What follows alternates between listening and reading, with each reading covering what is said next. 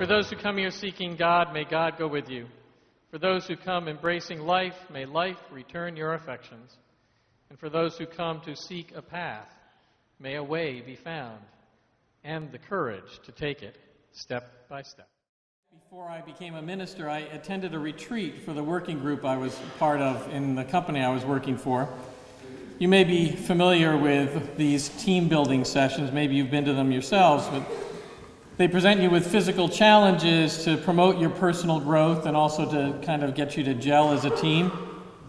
So this particular retreat had what was called a high ropes course. Our coming of age kids go through a high ropes course as well, and some of you as COA leaders or advisors or mentors may have experienced that too.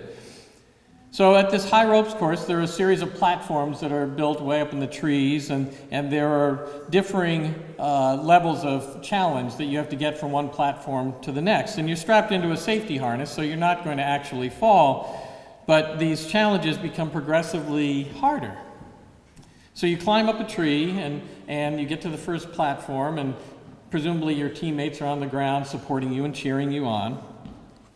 And then you have to start negotiating these challenges. For those with a fear of heights, just climbing up and reaching the first platform can be a huge accomplishment that many would celebrate.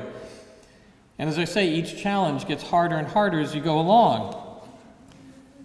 I wasn't scared climbing the tree or negotiating the first few challenges, but then I got to the section where all that there was a wire and a series of ropes that were strung out within reach, about this high, so you could walk along the wire and take each rope as you went along.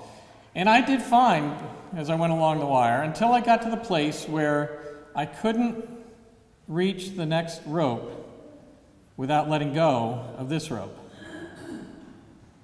I couldn't go any further. And so there I stood, and I was stuck. And I thought, well, what do I do now? And I looked back. I thought, well, I could go back. I've gone pretty far in this whole challenge.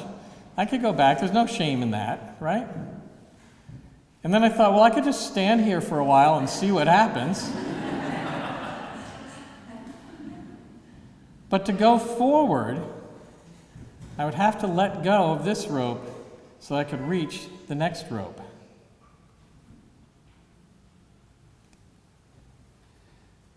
Now, although I've never done it, I have to imagine that swinging on a trapeze is something like that predicament that I found myself in.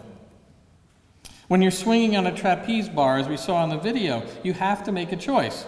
You can return to the platform you left behind, right? You can always go back. You can just keep swinging and hoping that something is going to change while you hang there. Or you can fly into the arms of the person who's waiting to catch you. So both these experiences, the wire that I was on and the trapeze, I think, are about as good a metaphor for life, for our lives, as we can find. We are, all of us, I think, suspended high above the ground, and we're each offered the same choices: go backwards, stay put, or move forward. Each of the choices has its virtues. Going back the way we came can bring us relief from frustration and anxiety. It's a kind of acceptance of who we are and where we are. It's comfortable and familiar. It is familiar because we've walked that path before. We know what the terrain is, and we know how to deal with it. So going back is a valid option. Staying still could work too, at least for a while, because stillness, we can find clarity in the stillness. When we stay in one place, we can gain insights that we might otherwise miss in our hectic daily lives. Staying where we are, we could maybe even become experts in our field. Stillness, that place in the middle, gives us a link to our past and maybe to our future too. We can center ourselves when we're still. We can bring our full awareness to what's going on around us. But that place of stillness can become uncomfortable. If you're hanging from that bar, your arms are going to shake. When I was standing on that wire for too long, I started to wobble. It gets uncomfortable to stay still for too long. And it can produce some pretty serious frustrations or anxieties. We can start feeling stuck wishing and hoping that sometimes anything will help to get us unstuck. Sometimes we choose unhealthy things to get us unstuck. And then there's that third choice, the choice to move forward. And as Emily so brilliantly pointed out, moving forward more often than not involves letting go. For me to move forward on that wire, I had to let go of the rope I was holding on to in order to reach the next one. And it's the same for the trapeze artist as you saw in the video. Do you know what the first rule of the trapeze is? The first rule that can never be violated of the trapeze. It is that you cannot hold on to 2 trapeze bars at the same time. You just can't do it. You can't do it. If you want to move from the bar that you're on to the bar that's swinging in front of you, you have to first let go. You have to let go. It may be for just a split second, or it may be across a great divide, but you cannot move from where you are to where you're going without releasing your grasp and floating through the air with no visible means of support. I don't know about you, but watching that video, every time, I've watched it several times, I get scared every time they let go. I just feel my chest clench up. So the words that were spoken over that video were written by Danan Perry, and you have them in your order of service. I invite you to take them home and read them again. But one of the things that Danan Perry says is, from the bottom of my heart, I know that to grow, I must let go of the old trapeze that I know so well and grab onto the new one. I must let go of the old trapeze that I know so well and grab on to the new one. And there comes that clench in the chest. In order to move forward on the path of personal growth and transformation, we must leave behind what is familiar and comfortable and secure and launch ourselves into the void. Now, letting go can take many forms. For some, it means breaking old habits. Perhaps you've fallen into a pattern of behavior or routine that works well for you, so you keep doing the same thing over and over again. And I'm reminded of the phrase, the only difference between a rut and a grave is the depth. For others, letting go may mean releasing ourselves from the wounds of the past, that we stop picking at the scabs of old wrongs and we allow true healing to take place.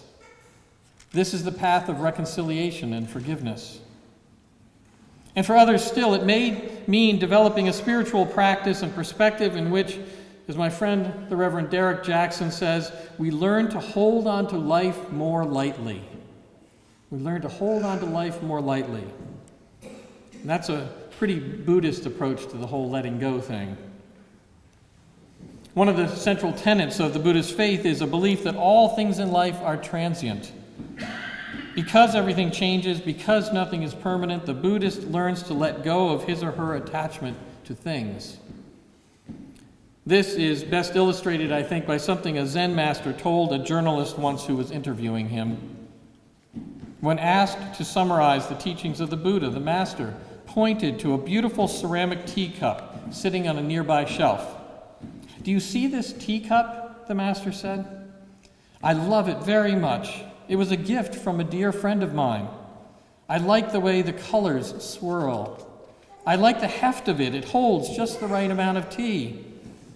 And each time I use it, it fills me with warm thoughts of my friend. But as a Buddhist, I am aware that it's already broken. One day, an errant gust of wind will blow it from the windowsill, or I'll bump into it accidentally, and this cup I love so much will break.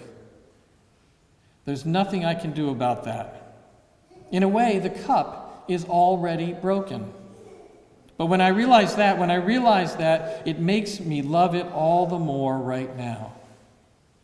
The cup is already broken." Buddhism teaches us to love what we have now, knowing full well that it's not going to last.